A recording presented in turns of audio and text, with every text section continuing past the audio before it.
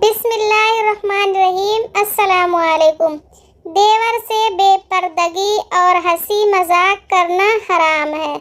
حضرت عقبہ بن عامر رضی اللہ تعالیٰ عنہ سے روایت ہے کہ رسول پاک صلی اللہ علیہ وسلم نے فرمایا، خبردار عورتوں کے پاس آنے جانے سے بچو۔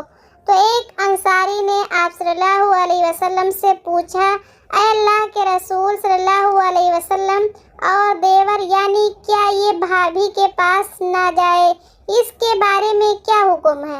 آپ صلی اللہ علیہ وسلم نے فرمایا، وہ تو موت ہے۔ یعنی ایمان کے اعتبار سے خیال رہے کہ اس حدیث پاک میں دیور کو عورت کے حق میں موت کہا گیا ہے، یعنی بھابھی کے لیے موت ہے۔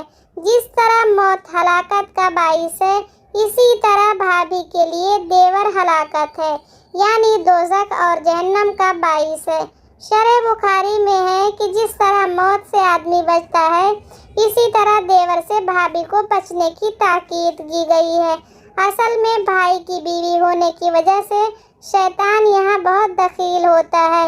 اسی وجہ سے ہمارے ماحول میں دیور کا بھابھی سے ہنسی مذاق اور بے تکلفی بلکہ بے حیائی تک کی باتوں کے کرنے کا ماحول ہے۔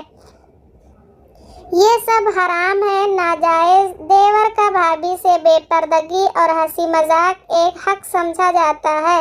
یہ غیر مسلموں کے ماحول سے پیدا ہوا ہے۔ عورتوں کو بھی چاہیے کہ اپنے دیور سے پردہ کریں، ہنسی مذاق تو دور کی بات بلا ضرورت بات بھی نہ کریں۔ مردوں کو بھی چاہیے کہ بھابھی سے پردہ کریں۔